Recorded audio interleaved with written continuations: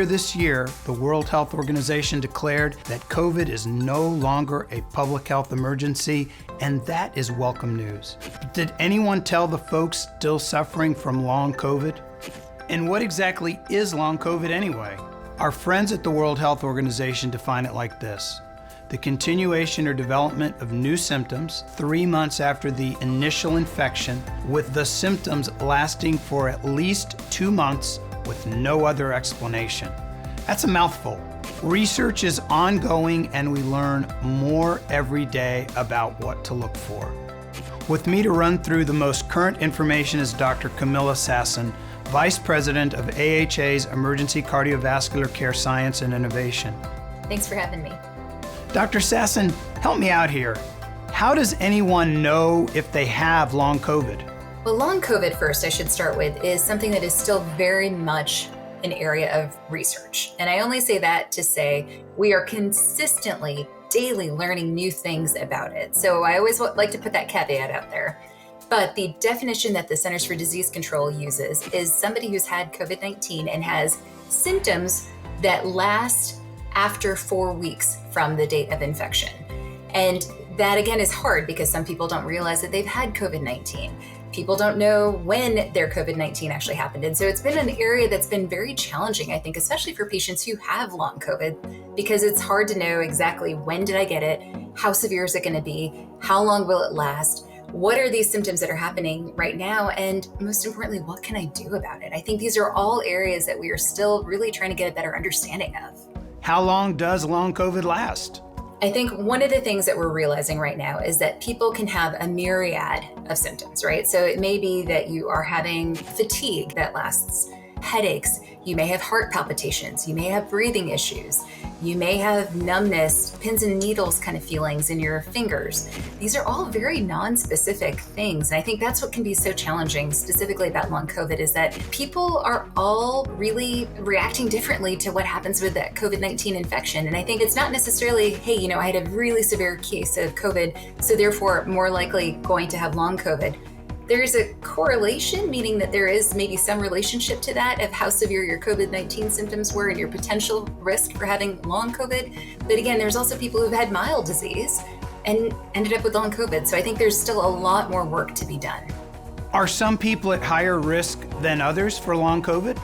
Based on what we've learned over the course of the pandemic, there are some things that we think would put you more at risk for developing long COVID. So the severity of COVID-19 illness has been linked to potential for having long COVID. So for example, if you ended up in the hospital, if you ended up having to need oxygen while you were having that COVID-19 infection, that may predispose you to having some damage in your lungs, for example, that would make you more predisposed to having long COVID. But we also know that people who have any kind of comorbid condition, so let's say you've got other chronic health issues like high blood pressure, diabetes, strokes in the past, peripheral vascular disease, those can also put you more at risk for having long COVID as well. And then folks, of course, who have had the vaccine are less likely, based on the data that we know, of developing long COVID. Again, there's a lot of research that still needs to happen, but what we know is that people who have had any kind of COVID-19 infection are going to be the ones that are most likely to get long COVID. So the best strategy to not get long COVID is to just never get COVID-19 at all. Do genetics seem to be involved in the manifestation of long COVID?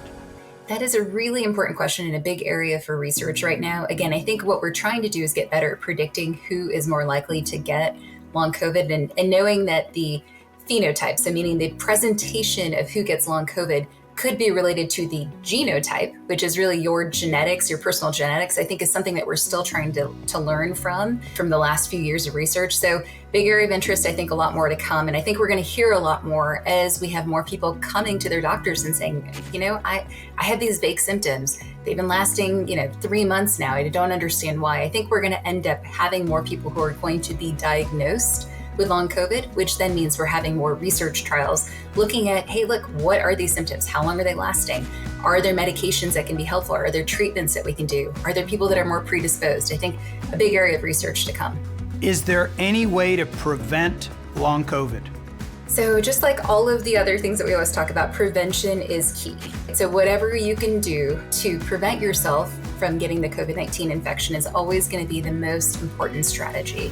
The other thing we know is that the better you take care of yourself. So let's say if you do have high blood pressure, if you do have diabetes, if you do smoke, quitting smoking can put you in a place where your body is better to handle getting an infection like COVID-19. So I think the prevention side of this is probably the most important thing. And then for folks who know that they do have existing health conditions, just being very mindful that you are taking your medications, you're watching your diet, you're getting your physical activity. We talk a lot about AHA's Essential 8, and I think the more you can stick to those prevention strategies and really thinking about how to keep your body and your mind healthy, the less likely you are to get long COVID. So is it okay to say that Life's Essential 8 plus COVID-19 vaccines up to date equals the prevention of long COVID? I think that is a very reasonable strategy. And I think that's one that a lot of us are trying to employ right now, right? Is take care of ourselves, do all the things that we know when the newest vaccines come out, make sure that you're getting not just your COVID-19 vaccine, but your flu vaccine, for example, making sure that you're staying up to date on all of your preventative health measures. So getting your mammogram, getting your colonoscopy, all of those things really matter in terms of your overall health and wellness and really preventing things like long COVID.